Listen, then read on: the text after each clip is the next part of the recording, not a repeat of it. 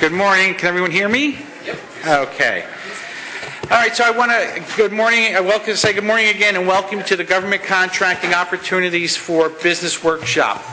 I'm Jim Gambardella, the Small Business Administration's Area 6 Director for Government Contracting. And joining me as panelists today are four very esteemed colleagues. We have Michael, and I know I'm going to mispronounce this, Aguillio. Aguillio. And I'm sorry, Michael. And Michael is the Customer Liaison Officer with the State of California's Department of General Services Procurement Division. We also have with us Chantel Hoad. Chantel is the Programs Director for the California Asian Chamber of Commerce and the Executive Director of the Small Business Transportation Resource Center for the Department of Transportation.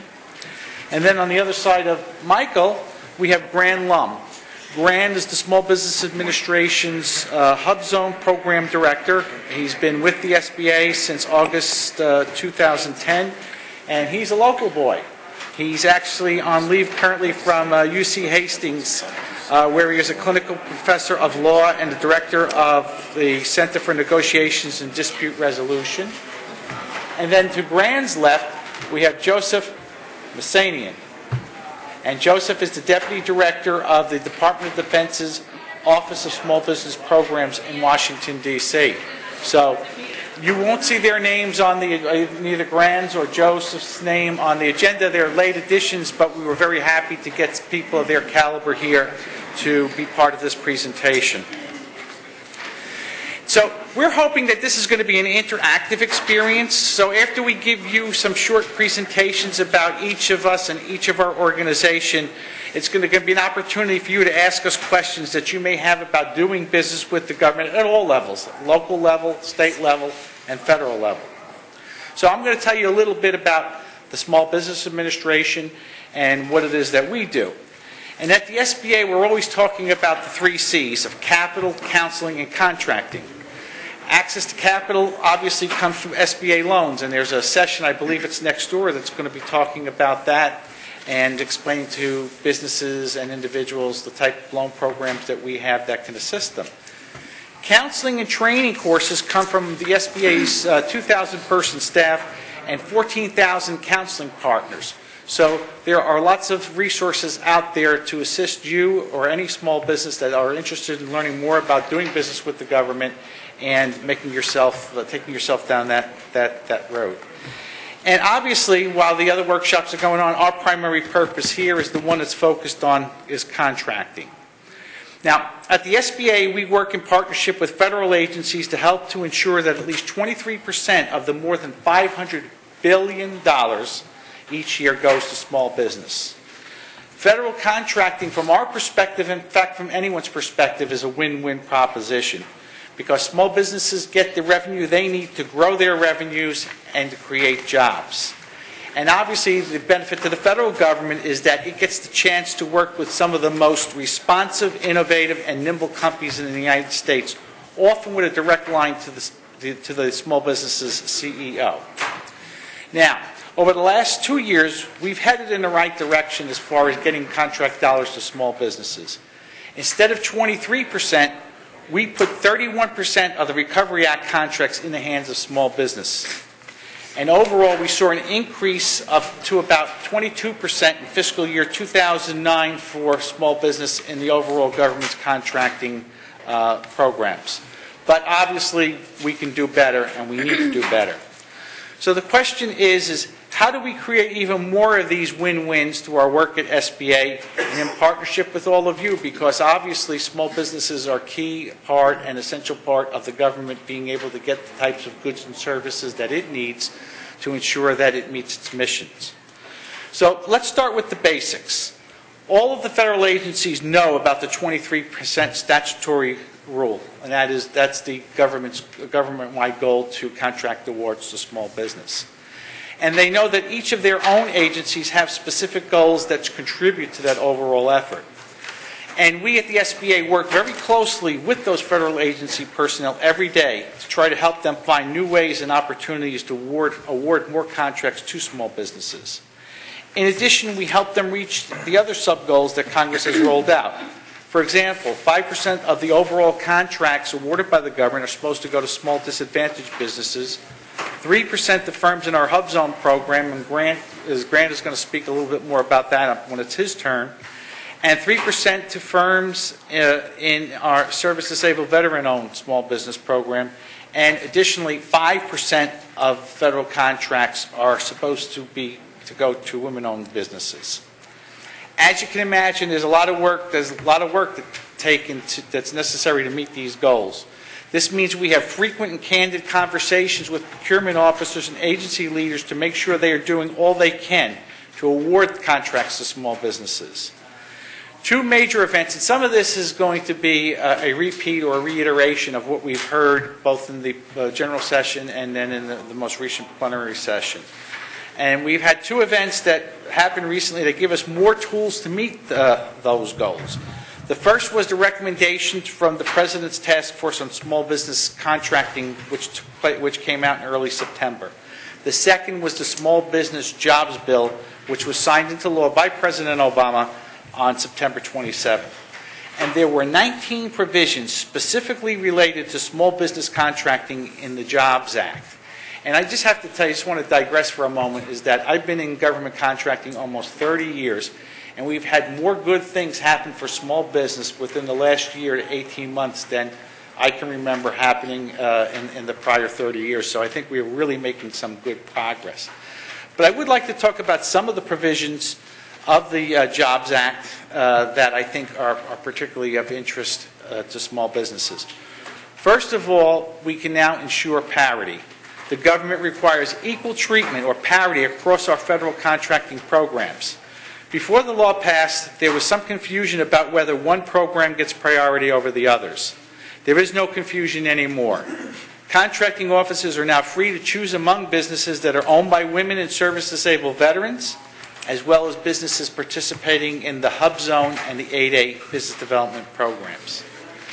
Secondly, we were successful in eliminating the competitiveness demonstration program, and which, if you think about it, it sounds nice just based on its name, but in essence, it really did hurt small businesses in a number of industry because it eliminated set-asides in the areas such as construction, landscaping, pest control, and other industries where small businesses were particularly prevalent. And we know that small businesses, despite the fact of there not being set-asides, won $24 billion in contracts in these industries in fiscal year 2009. However, by eliminating this program, agencies are going to be able to build on that, and we feel that the government's going to make substantial gains in those industries in the coming years. Third, and this is something that's really important too, is contracting offices can now reserve multiple award contracts for small businesses, including contracts awarded by the General Services Administration's Federal Supply Service. Prior to this, if there was a multiple award contract open to businesses, both large and small, they competed equally for those contract opportunities. Now a contracting officer is going to have to take that extra step of looking at that requirement under that multiple award contract and saying, can small businesses perform these requirements? If that's so, that means that competition is going to be limited to small business concerns. So we think that this is going to be a big boon for small businesses because contracting officers love multiple award contracts. So we think that this is going to help them to get tools to make contract awards to those firms. By the way, I just want to interrupt for a second. There are sheets to ask questions. If you want to fill those out, and then we'll address the questions at the end of the session. I think. Oh, I don't know if they've been handed out? going out or handing them out, but I know there is some up here. Okay, so if there's anybody else, there are sheets available to you. And if we can get through those, obviously we'll take questions by the raising of hands. Fourth, the Jobs Act is going to help us root out fraud, waste, and abuse. The law will help us as the government to pursue firms that misrepresent themselves. I mean, we've had issues where businesses have claimed that they are small businesses, gotten contracts, and later on it comes to light that they are not small businesses. And obviously, that took away a contract opportunity from a legitimate small business concern. So the government can now claim that there was a presumption of loss. So that is that the government lost because of the fact that this business misrepresented itself and got a contract that should have been performed by small business. And fifth, and this is also important to small business, we've got the new rules and regulations that are going to allow us to hold federal large business prime contractors accountable for their subcontracting plans. If they don't meet their subcontracting plans, they're going to have to explain in writing why not. And what this is going to do is, in years past, there were situations where large businesses would get federal contracts, and as part of their proposal, they would identify small, minority, women-owned, and hub-zone firms that were going to be subcontractors to them. And then once they're awarded the contract, that seems to get pushed to the side, and they either pull all of the work in-house and do it with their own resources, or shop it around to other businesses that perhaps maybe will be working at a lower price. And obviously, that's not fair to small businesses who, because they're small, when they do spend bid and proposal costs, and it takes a lot of time to build those proposals that they provide to these large businesses, they're going through all those efforts and obviously not getting a contract. So the new rules and regulations are going to help to preclude those types of situations from happening in the future.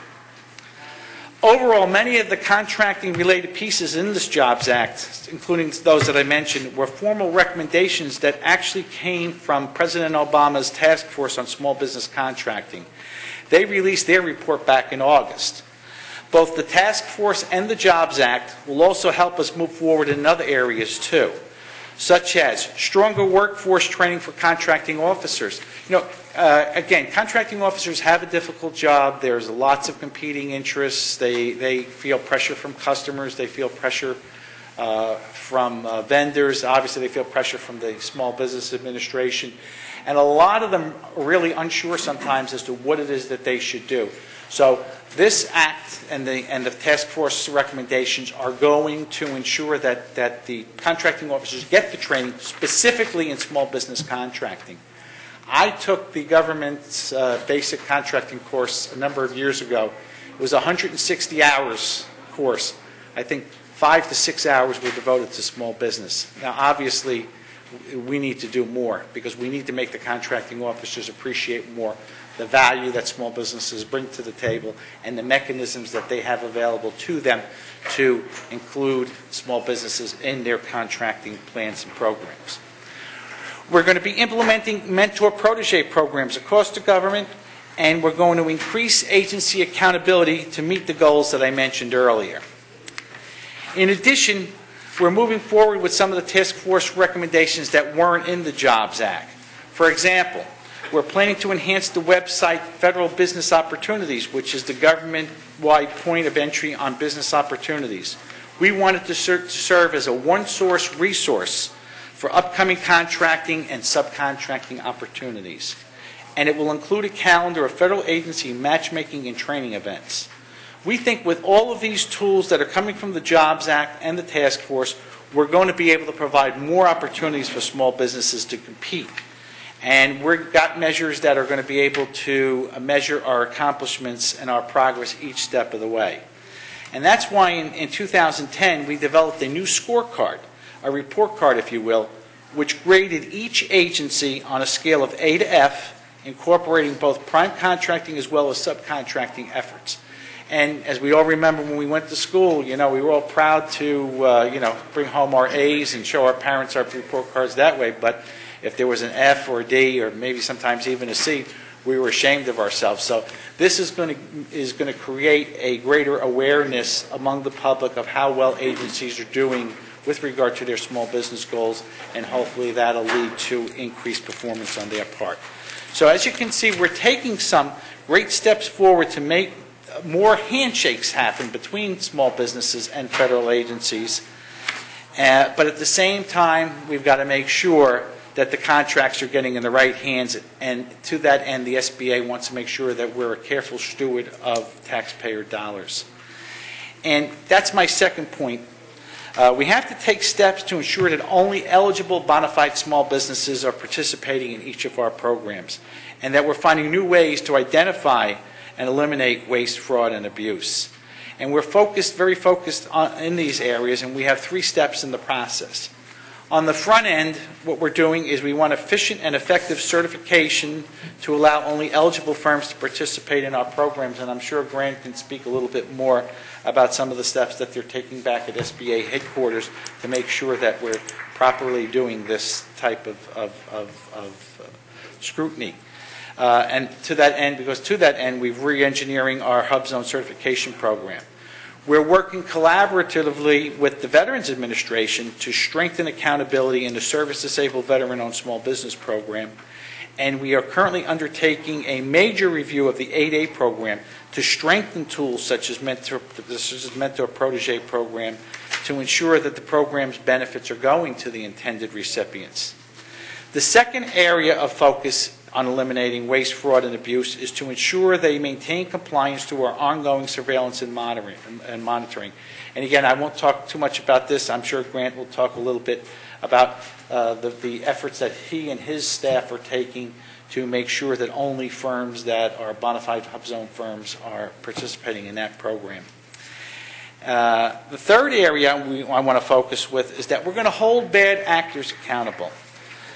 In the past, firms would falsely claim, or either sometimes it was through ignorance, but sometimes it was willful, that they were small businesses, they got contracts, and there really wasn't much in the way of consequences. But we are now going to refer those firms to the Office of Inspector General, and then that means we'll pursue suspension and debarment of the bad actors. And if it really is an egregious situation, we will refer those firms to the Justice Department for prosecution. So overall, we're not just content in making sure that there's more handshakes happening between small businesses and federal agencies. We want to make sure that the right handshakes are happening so that legitimate small businesses are getting the opportunities that Congress and the President intend for them. And before I close, I just want to say how proud we are to be finally rolling out the new women's contracting rule. This was one of the questions that was in the session that just took place. And as I mentioned earlier, the federal government is charged with putting at least 5% of federal contracts in the hands of small women-owned firms. With the Recovery Act, we actually put 5.5% of those contracts in their hands. That's nearly $2 billion, and obviously that's something we want to build on. Back in 2000, the Congress authorized the SBA to create a program to help more women-owned firms to get federal contracts. Unfortunately, over the past 10 years, it didn't happen. However, when President Obama took office, we decided that we were going to get the job done. That's why we've developed a strong rule based on data which identified 83 industries where women-owned firms are underrepresented.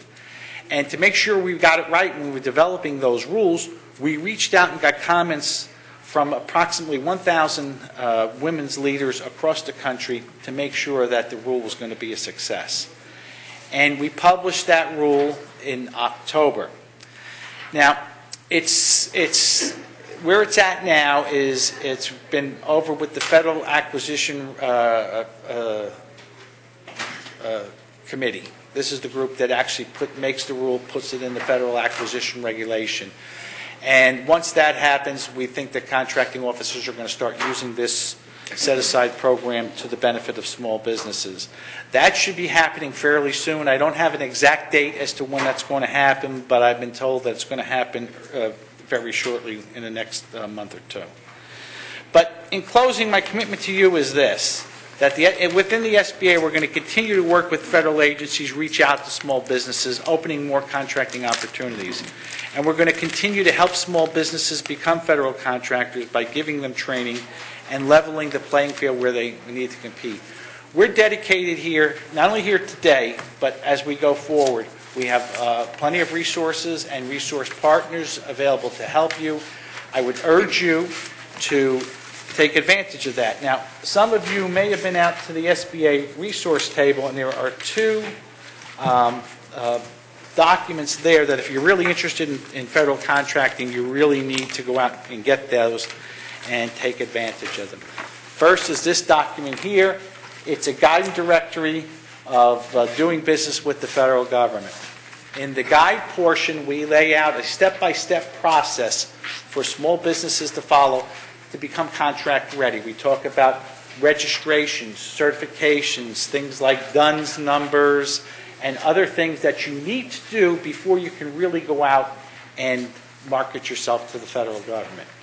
And then once you've taken those steps, what we've done is we've developed a directory of small business points of contacts at the federal agencies across the 11 western states, including Alaska, Hawaii, and Guam, that we cover from this office here. So you've done these steps. Now you want to go out and market yourself. So these are the people that you need to contact. So we've given you names, telephone numbers, and email addresses. The other thing that I think will be key to you, particularly if you're new to the process and you want to learn about the different programs, is what we've done is we've created this useful links guide. And what it is a series of website addresses and addresses to federal agencies and other sites that give you a lot of good information on doing business with the government. We think that these are two really key tools. It'll help give you a jump start in getting started. So I will hope that you will pick those up. And just one other thing before I don't want to be a time hog here, so I'm from New York, I talk fast, so I guess I need to talk even faster. As I mentioned earlier, is that SBA works with approximately 14,000 resource partners across the country. Out in the general area there's an SBA table, and we have a list of our resource partners, and they've done a real good job. So if you're in the San Francisco area, you have the list there of the resources available to you.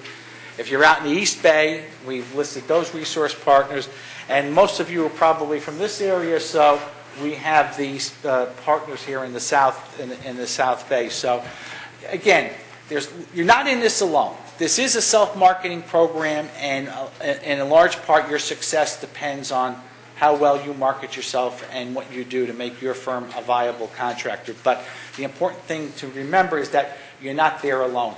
If you hit a snag, you have a problem, there's something that you need discussion, you need help on, please reach out to us, either directly through the SBA or through our resource partners. So I'm starting to get a little hoarse, and I know you're probably tired of hearing my New York accent because I've seen a few people wince when I say some of my words. So I will move off and turn the program over to Chantel. Thanks, Jim. Before I get started, I know that your colleague just brought in some of the information that you were just mentioning, so they're now in the back of the room. So. Okay, great. So please, if you haven't picked one up, please do take one before you leave today.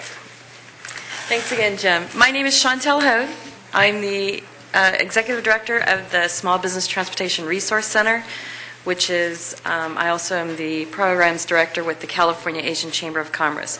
We are actually contracted through the Department of Transportation to be the Small Business Transportation Resource Center. I know that's a lot of acronyms, and I'm going to start throwing them around here in a minute. So, DOT's mission is to serve the United States by ensuring a fast, safe, efficient, accessible, and convenient transportation system that meets our virtual national interests and enhance the quality of life of the American people today and in the future. DOT has a division called Office of Small Disadvantaged Business Utilization. That is actually who contracts the Small Business Transportation Resource Centers. And I'm going to refer to them moving forward as OSDBU.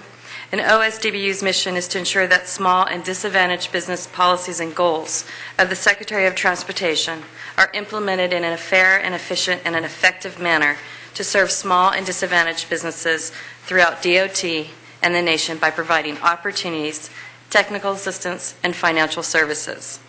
The objectives of the OSDBU is to advocate for small businesses, create opportunities at the local, state, and federal level, provide technical and financial services. The Southwest SBTRC, which is the California Asian Chamber of Commerce, is headquartered in Sacramento. We serve small disadvantaged businesses in Arizona, California, Hawaii, and Nevada. We provide assistance with OSDB programs, such as our short-term lending program. We're currently doing a women and girls internship program, and in the fall we're going to start a bonding education training program. The SBTRC out of Sacramento, serving California, also provides counseling, technical assistance, training, We also disseminate information from DOT, and that have the potential to do business with public and private entities in the transportation industry. I encourage you to strongly visit our youconnecthere.com. I'll repeat that. It's called youconnecthere.com. It's a website where our SBTRC information is housed. You can build a free profile. Once you do, you'll have access to contract opportunities, information about DBE certification, technical assistance services, financial assistance services. There's a calendar of events on there that talks about all the training and workshops that are available to different small businesses. And they'll also be included in our monthly newsletter that all the information about DOT and the SBTRC is sent out. I want to just take a few minutes to talk about one of our major programs that we have going on right now. It's called our short-term lending program. The short-term lending program provides a loan guarantee on a revolving line of credit. The primary collateral is receivables from transportation contracts. Participants can apply for renewal for up to 5 years. Maximum loan amount is $750,000. Subcontract at any tier in transportation-related field. There's an application fee of $150 that's paid to the bank. The interest rate is based on Wall Street Journal variable rate. And I know I'm going through this quickly, and we actually have a booth out in just before you went into the Galileo room, I believe it was, where the general session was happening. The SBTRC has a booth, and we have many literature and brochures about this program. And I'll also give you the website at the end, so if you want more information, we have some resources at our table available for you. The STLP eligibility requirements is you need to be certified as a DBE under DOT certification guidelines or certified by the U.S. Small Business Administration 8A program, HUB Zone, disabled veteran, or service-disabled veteran-owned businesses. You must have a current contract with the U.S. DOT mode or state local entity funded by U.S. DOT. It must be current on your federal taxes. The short-term loan can be used for maintenance, rehabilitation, restructuring, improvements, or revitalization of any of the nation's transportation modes, public, commercial, federal, state, or local agency. The funds may not be used for contract mobilization, equipment purchases, or any other long-term uses, refinancing of existing debt, payment of non-current taxes, or payments to stockholders. The program is administered through the DOT OSDBU through cooperative agreements between DOT and several STPL participating lenders. Currently in California, we're working with California Bank and Trust and California National Bank in LA. Loan documentation and financing transactions are performed by the bank. You would actually go through, I'll actually give that to you in just a minute. The loan application process turnaround is about 30 to 60 days, excluding the packaging and the assistance you get from the SBTRC. You can get this application, you can actually download the complete application and checklist at the OSDBU website, which is www.osdbu.dot.gov. Once you complete and download the application and prepare all the documentation, you would then submit that to the SBTRC, which is myself and my colleague Matt Sumida. We would then review it, and then we would then send it on to the bank. Again, the two banks that we're currently working with is, again, the California Bank and Trust and the California National Bank. Myself, Chantel Hoad, and Matt Sumida are currently the staff of two that are running the SBTRC office in Sacramento. But if you have any questions or concerns or like to talk to us more, we will be out at the booth later on today, throughout the day, if you want to stop by and give us any questions. And I also have my business cards up here if you all want to take one once we're all done. Thank you.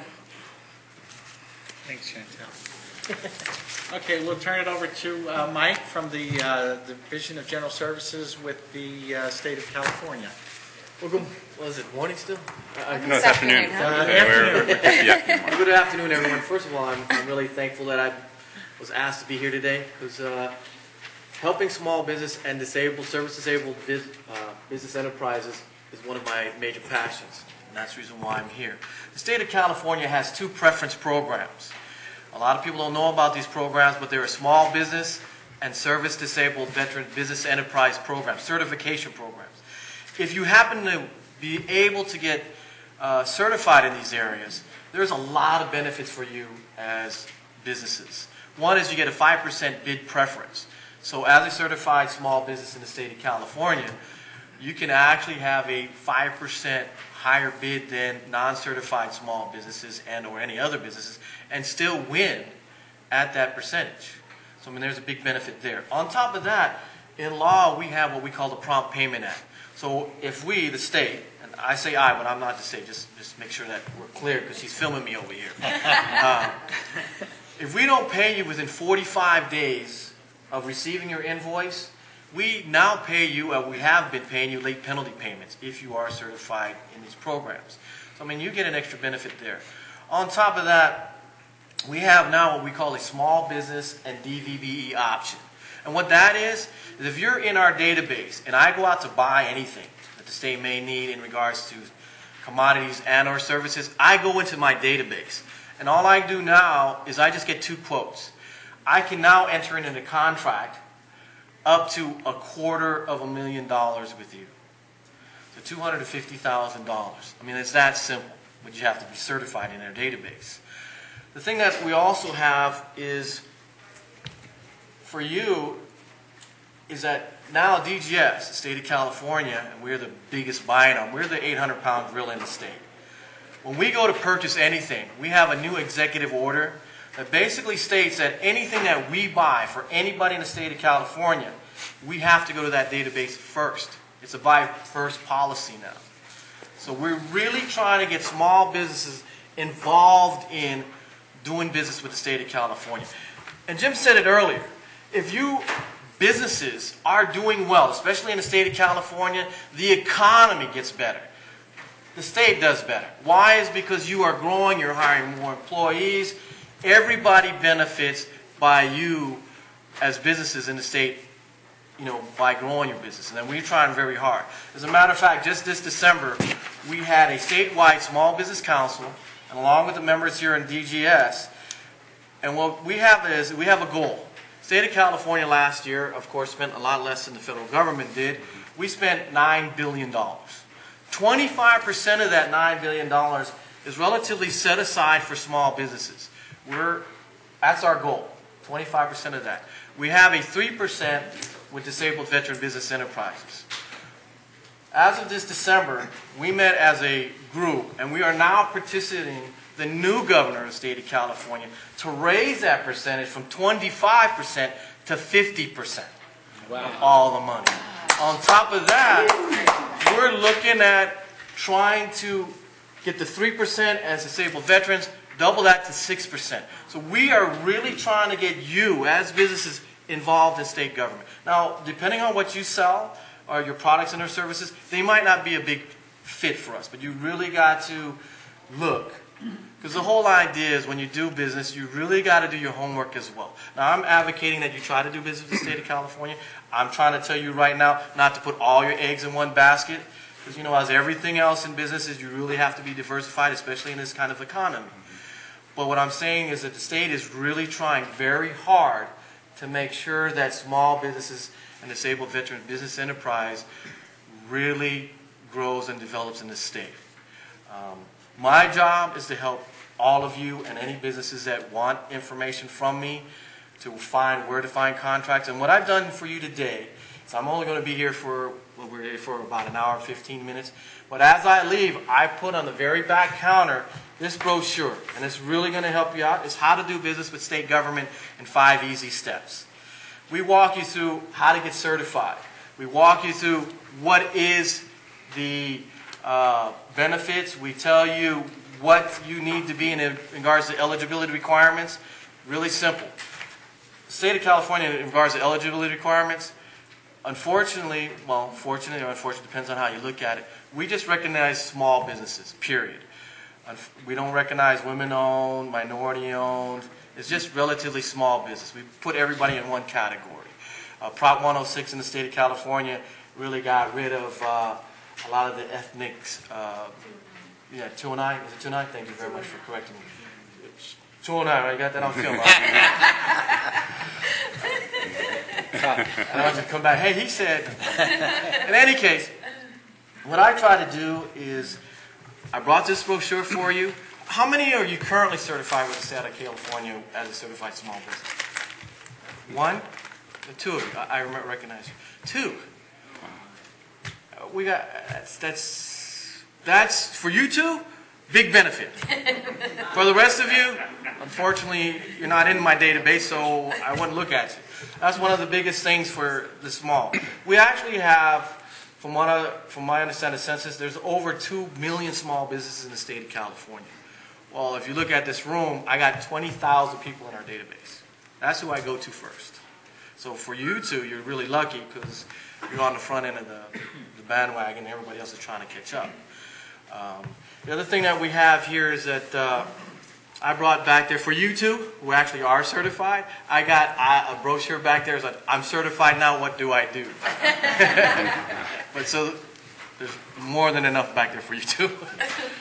We also have, and I brought for all of you who aren't certified, a really big tool. We just developed this. In fact, yesterday before I left, they gave this to me. The secretary was helping me out.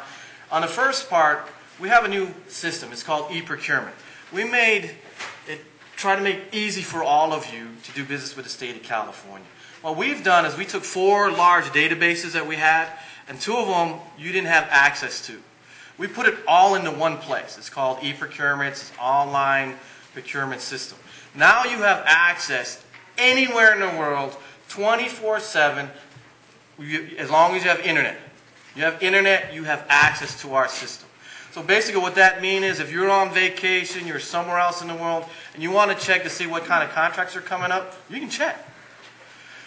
On top of that, you can actually check, let's say you bid on something and you didn't win, you can find out who won and what they bid.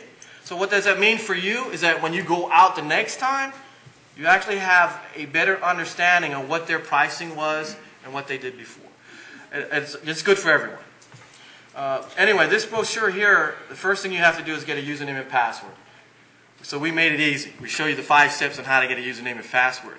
And then if you take the time and you flip it over, there's 16 steps on how to set up your profile. Because your profile is key to how we find you and what you do. You know, you tell me who you are, what your business does.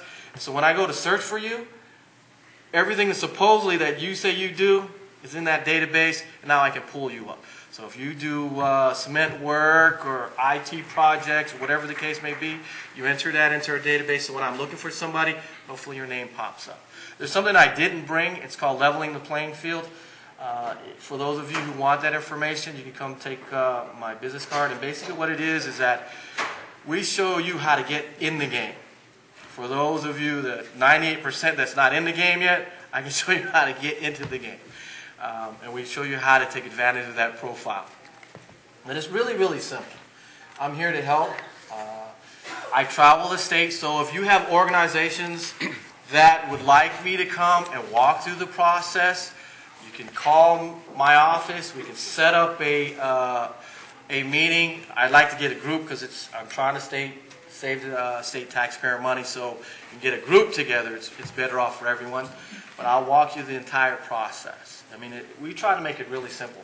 As a matter of fact, our online certification process is so simple that you can do it within 45 minutes. That's how simplified we're trying to make doing business with the state of California. I don't know of any other system that allows you to do that. It's a 4-page application. You go online, you fill out the document. If you do everything correctly, you get an automatic email response saying congratulations. And I'm telling you, I'll give you a hint right now. I'm going to give you a couple of tidbits. If for whatever reason you fill out that application and you don't get a congratulations, I implore you right now to call that number at the very bottom of the page and ask them why. Why didn't you? And they can tell you, hey, you forgot to answer question 6. It may be that simple. So don't sit there and wait around and wait for a response and wait. You have to be active in your businesses, and that's the reason why you're here today. All of you took the time out today to come here because you're passionate of what you do. And for all of that, I congratulate all of you. And I am here because I share the same passion, just on the other side. So together, I'm sure that we can hopefully help each other, me and state government and you on the business end, make it better fit so that everybody benefits. You know, that's the reason why I'm here. Now, I know that they have a whole lot of statistics. There's one thing that I want to point out. We did a study. We went out and looked at, is the small business and DVBE program beneficial for taxpayers and for the state of California? So we went out and did a research paper. Actually, we didn't go. We hired some professors at California State University to look at the program. And this is what they found out. Oh, it's a big benefit. One is this. And this is a couple of years old, and then the numbers have changed. So, glasses don't have no film then. Anyway, what it shows that is that every dollar that I spend with you in businesses, if we happen to enter into a contract, that money circulates into your economy 3 different times to 3 different hands. So you'll go out, I pay you for doing the services. You go out, you spend it at the local grocery store, the gas station, wherever it is. So it circulates in your economy 3 different times before it actually leaves the state, you know, via gambling or whatever else, online purchasing. I don't know. But what I'm saying is, if we're doing well, your economy and your local economy as well as the state is doing well. On top of that, and it has changed, so don't quote me on this, but when the report came out, it said it took an average business 7 different tries. It might be a little bit bigger, maybe 14 now because of the economy. But it took an average business, according to the document, 7 different tries before they won their first contract. Why? Well, because of the mistakes what businesses make. You forgot to sign a document. You forgot to send in additional paper, or whatever the case may be. I'm going to give you hint number 2, or at least 2. When you do not win on a solicitation or a bid, find out why. Go take the extra step and say, oh, call the contract administrator. Every solicitation the state has, at the very, very bottom, there is a contract administrator assigned to each and every one. So that's the person you're going to call if you have questions regarding, you know, how do I bid, when do I bid, all the dates, whatever the case may be. But on top of that, if you fail to win, that's the person you call to find out why. Was it my pricing? You need to know that. Was it because I didn't submit paperwork? You need to know that too. And that's one of the biggest failure of businesses, is not understanding the contracting procedures. By taking the extra step and finding out why you didn't win, now you're better off to try again. So it takes an average of 7 different tries. We found out, though, through this particular paper, that after you win your first bid, you're increased almost 50% chance that you get an opportunity to win your second. That's how much effort you need to put in when you don't. But after you get in the system, like everything else, you get your foot in the door, it's a lot easier to move around. We also have in this brochure, he was saying about resources. The state of California has all these different agencies. As small businesses, what we have done is we created a database. So if you want to talk to somebody in Caltrans, EDD, or any local offices next to your businesses and want to ask who is the buyer in that particular office, well, we have a database now that you can go to. Anytime you call that person, and you can actually mark it to them too, because their email address, their telephone number is all part of that database. But anytime you market or you call these people and they don't give you any kind of help, you call me. All right? And I'll make sure, 1, you get an answer, and 2, if I have to, I'll replace that person with somebody else that will help you in the future. But, you know, take the time, look at our information. It's all free. That's one of the things I wanted to point out. Free. Well, free in the sense that it does take your time and effort. You know, and time is money, but the programs are there. They're there for you. If you inclined to go ahead and step forward and try to use them, you can either go through the brochure or give my office a call, and we'll make sure that you get all the information you need. Once again, thank you very much for the panel for letting me sit with them, this esteemed panel here. And thank you for allowing me to share some of your time with you today. Good luck to all of you. I hope that as I move forward, I open up the Fortune 500 magazine, I see your faces. And then if you happen to get to that point, and I wish all of you do, you look back and say, hey, that boy-headed guy in Microsoft when we was talking, all right. You know, a thank you, a prayer would good for me, and I'd appreciate it. Good luck to all of you. Thanks, Michael. I'd just like to ask one question before we move on to grant. Two individuals indicated that they were registered with the state of California. Or is there anyone here that is actually doing work with the federal government or has done work with any governmental type agency? Okay.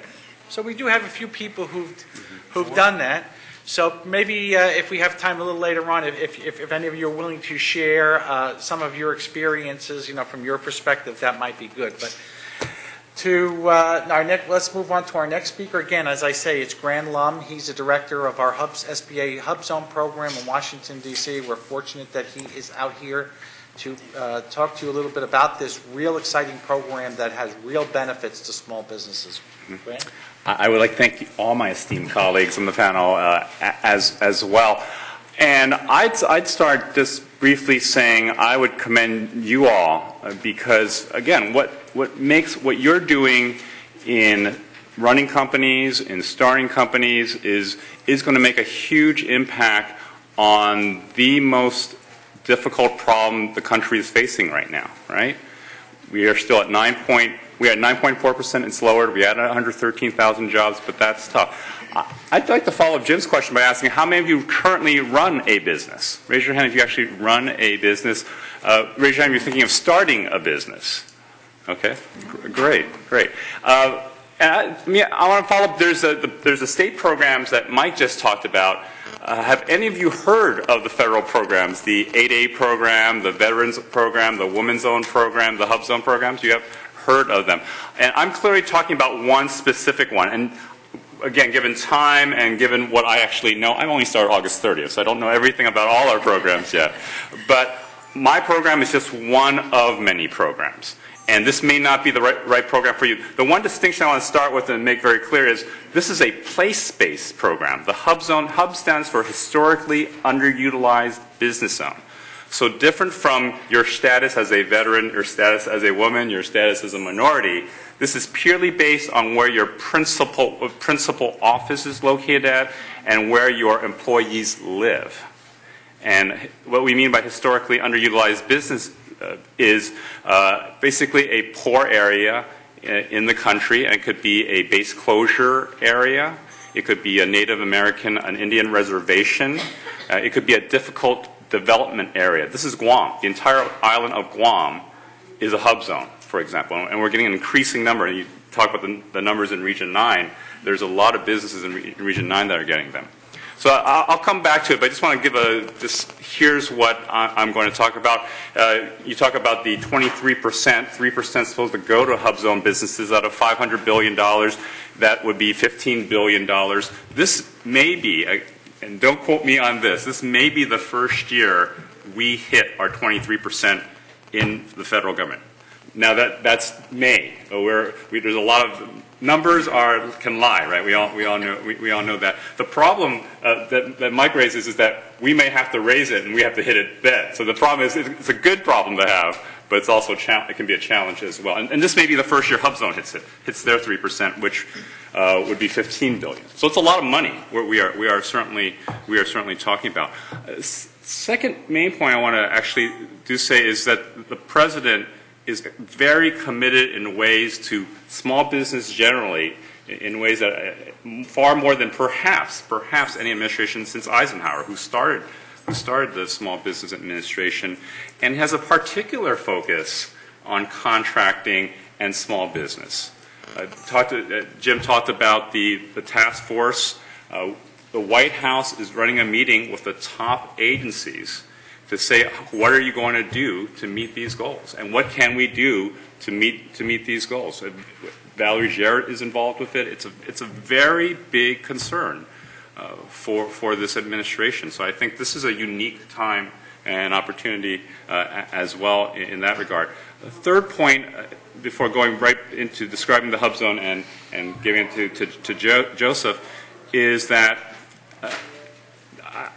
why I was excited to join the Small Business Administration is because, and as was said this morning in the plenary session and the kickoff by Secretary Locke, is small business, starting your own company, is an incredible pathway for all immigrants, for anyone who wants to make an improvement in their lives. Clearly, from the numbers that were shared for Asian American, Pacific Islanders, has been a big part of our success. And I would say a story that hasn't gotten out as far as it should.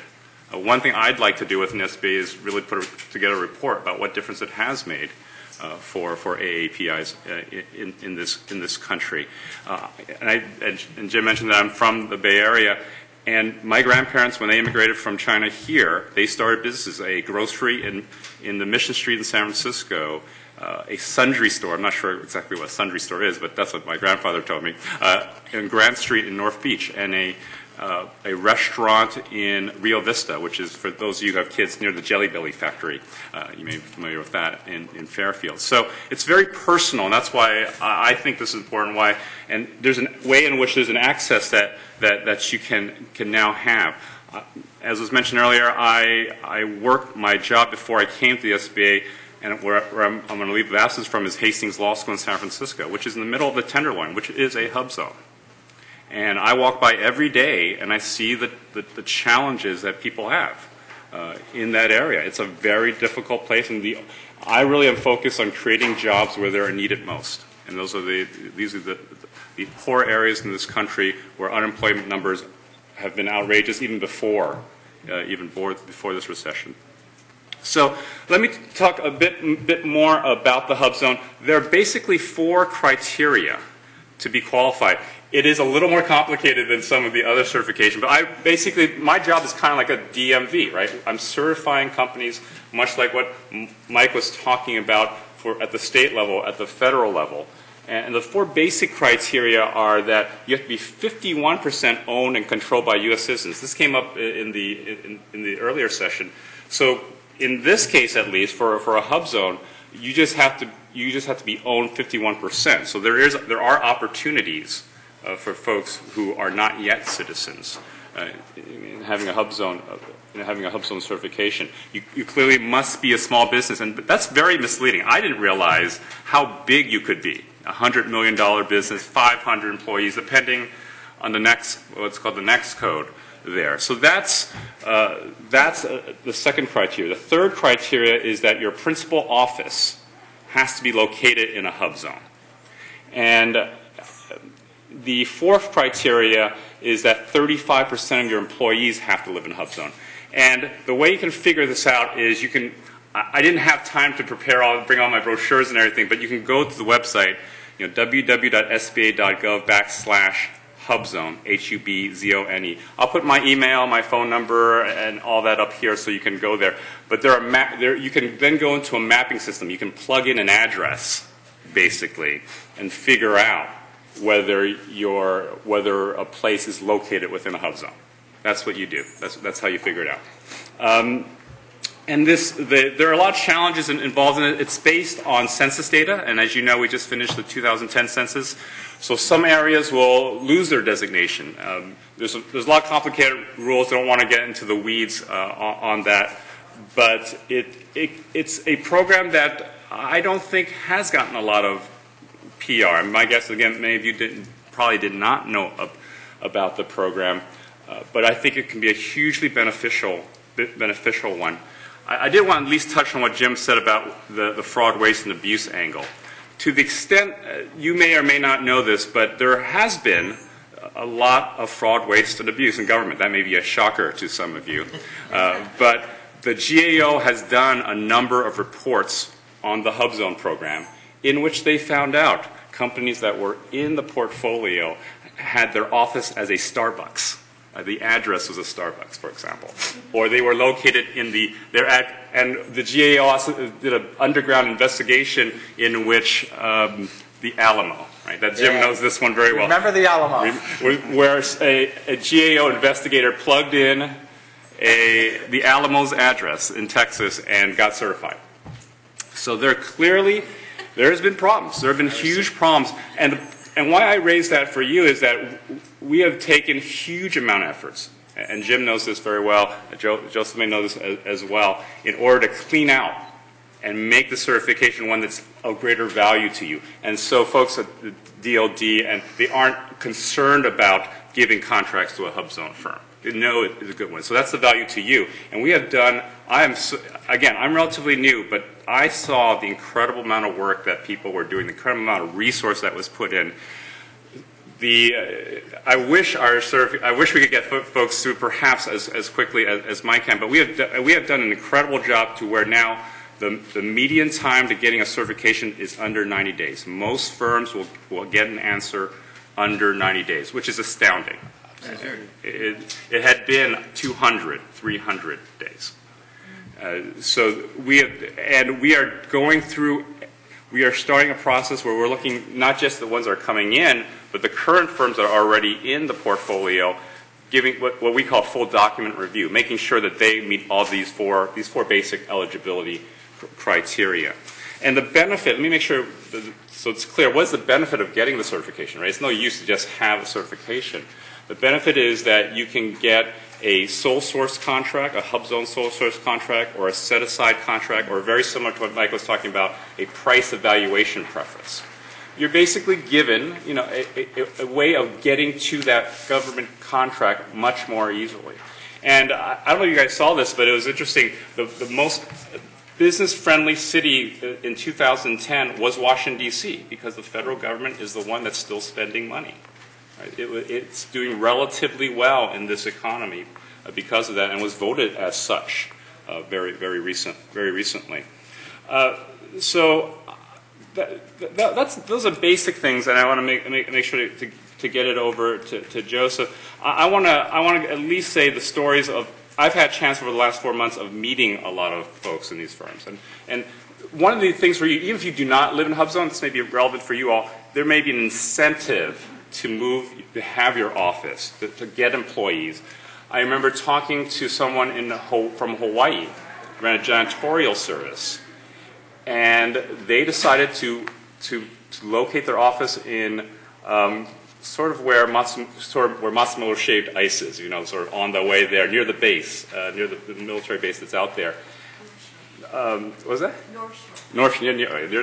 Before you hit North Shore. My kids love that place.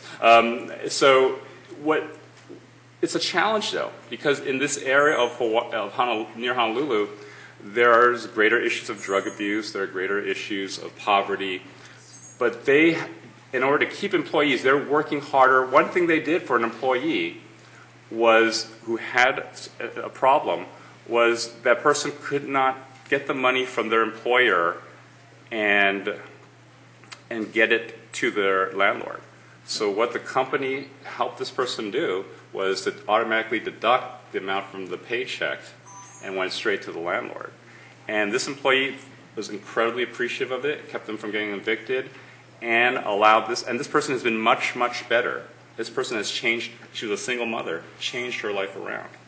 So I think those are kind of stories that matter. Another story which Congressman Roscoe Bartlett tells in Maryland is in Maryland, in the rural parts of Maryland, this company has offices both in D.C. and in Garrett County, and they said the employees, we can give you a job at $100,000 in D.C. or $70,000 and you live in Garrett County. It's $70,000 gets you a lot further in doing so. This is a high-tech company.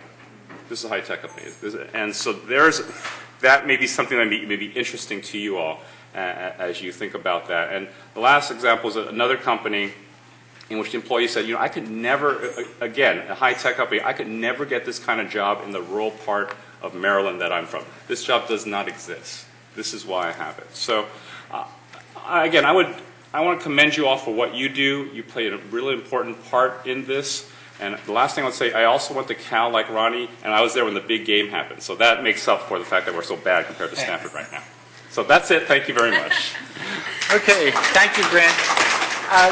Joe is our speaker. He's from DOD, and those of you who don't know, the DOD is the 800-pound gorilla in the federal government contracting community. That's where the majority of the dollars go, majority of the contract requirements. So pay close attention to what he said, and he brought some graphics. So hopefully, before we go to lunch, he'll excite you a little bit with some of the pictures and the slides that he's brought with him. Thanks, Joe. All right, when I heard I was coming to the Microsoft campus, I couldn't help myself. I had to prepare a PowerPoint presentation. Actually, I did it last night, so hopefully it'll look okay. I'm going to try to make this quick since we want time to interact, I think, so that Jim can help field some questions. These are kind of the areas I'm going to go through. I'm just going to talk just enough to kind of stimulate your thoughts and get your questions going. Okay. As Jim mentioned, it's important, the DoD is important because we spend a lot of money. You hear a lot about goaling, and I'll talk about that later on as well. Well,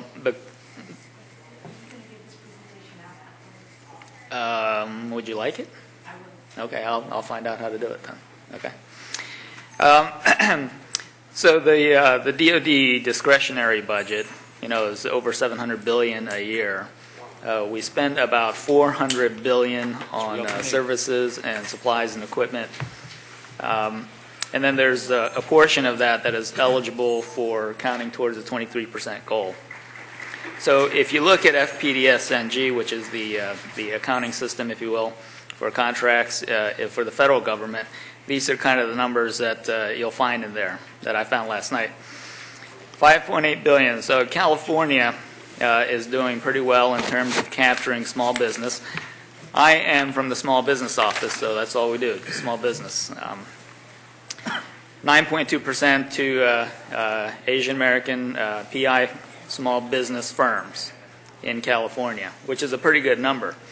I am, as the Director of Program Operations, responsible for the Small Business Innovation Research Program in DoD, which I will tell you a little bit more about in a couple of view graphs. But that's kind of it's high tech, it's innovation, it's all the things you heard about today that's important to the economy. That area, I think, is probably one that has more opportunity for the AAPI community and small businesses in California because it's not such a large number. It should be larger than the 2.4%. A lot of the challenges, recurring challenges, I hear, finding the buyer, navigating the rules, do I go prime, do I go sub?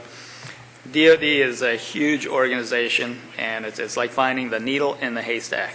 And hopefully we'll talk a little bit about how to navigate that. Okay, again, just to stimulate your thought. These are kind of the questions that I get on a week-to-week basis. A lot of people selling things. How do I find a person that's interested in my product or service? And some of the common issues that I get, a lot of complaints about primes. The large companies are stealing my intellectual property. They're not giving me the business that they promised in the proposal when they submitted it to the government. Things of that nature. So I'm sure this may come up later. I mentioned SBIR. This is a set-aside program. So each year, the DoD, actually it's a federal program, but within DoD, we have to set aside 2.5%. If you combine the programs, it comes out to about 2.8% of all of the research and development dollars that go out on contracts. And that adds up to the billions of dollars. And it's, for DoD, everything that we do is about half of the discretionary spending for the entire federal government. So that's why it's important to try to work with the Department of Defense, just because it's such a large market and opportunity for small businesses. SBIR, it's a set aside. We got to spend this amount of money each year. You can see 14,000 proposals, 4,000 contracts each year. A lot of people engaged in it. We solicit through the contracting process. We issue what are called topics, which are statements of requirements. There are about 1,000 different topics in just about every conceivable technology area. So I'm sure if you're working in a technology area, there's probably an SBIR topic that will fit what you're trying to do.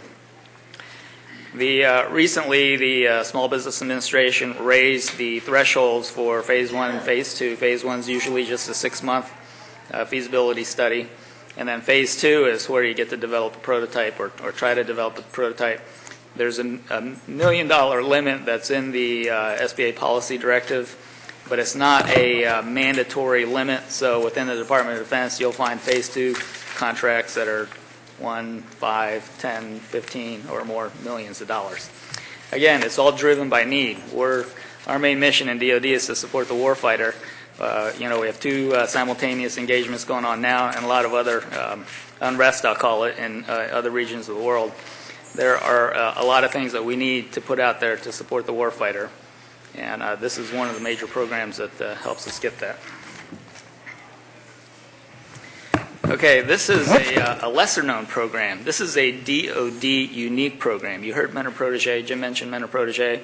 There's a focus on creating a federal-wide Mentor Protege program, or improving the one that's already there. The DoD program is different in that it's a business development program for small disadvantaged businesses, but there's money associated with it. So we get about $30 million a year to contract with the large primes in DoD so that they can mentor SDB firms. And typically they will select the supplier.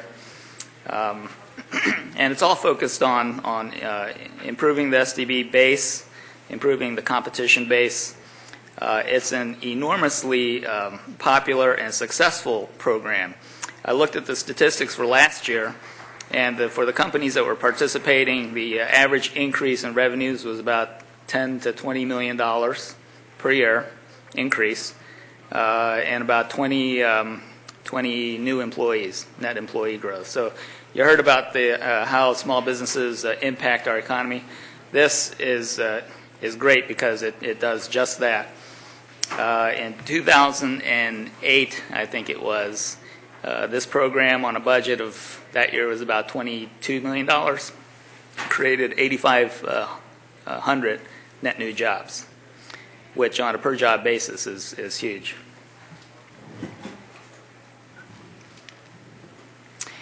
You hear a lot about goals. You hear about 23%. I'm here to advise you that the 23% goal that's cited in the statute is an aspirational goal. So when you call and say, hey, DoD didn't meet their 23%, well, first, 23% is not a mandated requirement by law. It's an aspirational goal. And secondly, the Small Business Administration is the one responsible for actually allocating that 23% to all the federal agencies. So they don't allocate 23% to us each year. It's a lower number because we never seem to be able to achieve it. But in the small business area, our focus, other than meeting the warfighter needs, is to provide the maximum practicable opportunity out there. Because what happens if you set a goal for 23% and you hit 23%? Do you want people just to stop what they're doing because we reached our goal? No, right? So we are focused on providing maximum opportunities, and I'll show you some of the initiatives that we got going in DoD to do that. And I'm sorry if I'm talking way too fast, but we're going to run out of time. These are some of the barriers that we perceive, and we have initiatives against each of these barriers. We started last year with OPM a workforce initiative. You heard that was one of the initiatives that came out of the President's task force. We got to jump on it a year earlier. And what we're trying to do is professionalize the small business specialists that work in the Department of Defense. So your advocates in every contracting organization in DoD is a small business specialist. If you have a question or if you have a need, you go to them. You find out who it is at that installation or facility, and they're the ones that are going to help you out. Find the buyer, find the requirement, tell you what you got to do to get things done. And I'm not going to go through all of these, but we are involved in the two presidential task forces, one for small business opportunities and one for the SDV OSBs.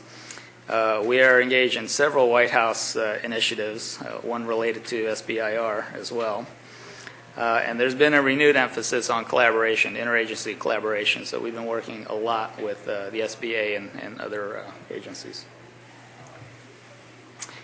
You've heard about efficiencies, and lately it's been in the news a lot about how Secretary Gates was going to save $100 million by insourcing.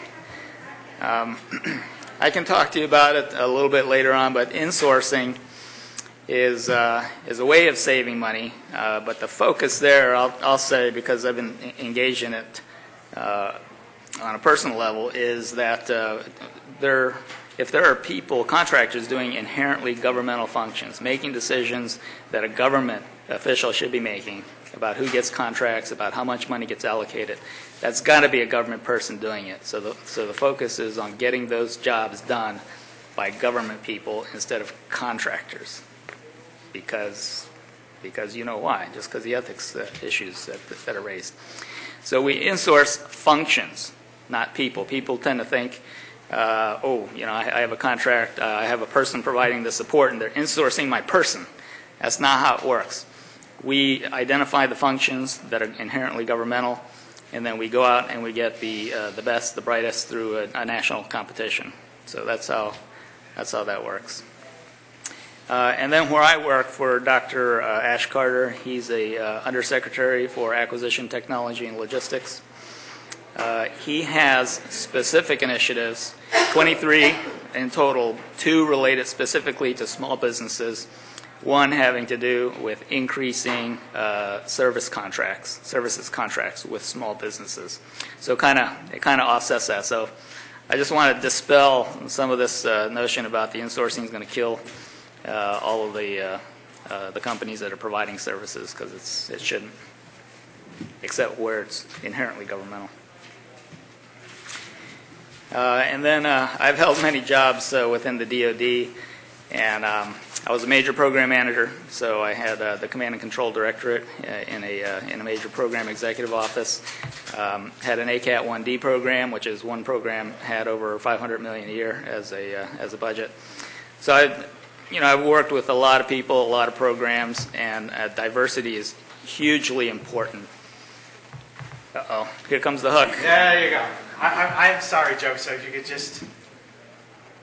That's it. This is the most important. If you want to get a hold of me and ask me questions, or at the bottom, if you go to that website, we have fact sheets on how to do business, all the things that you've been hearing about today. You can just look it up. Okay, thank you. Okay, I want to thank Joe and all the speakers for taking the time to be here with you today. We're pressed for time, but I think it was really beneficial to hear from each of our speakers.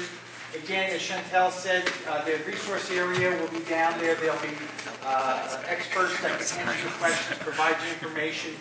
You can always contact us via the web. So we have a few questions here, and we'll try to get through them.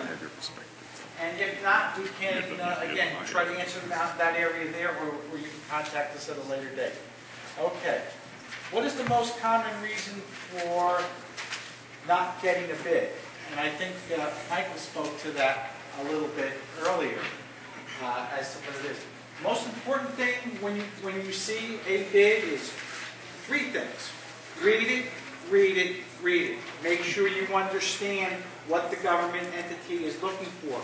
More businesses have gotten into trouble into bidding on contracts that they really didn't understand then, didn't get a contract that they thought they should have gotten. Michael or anybody else we want to add to that?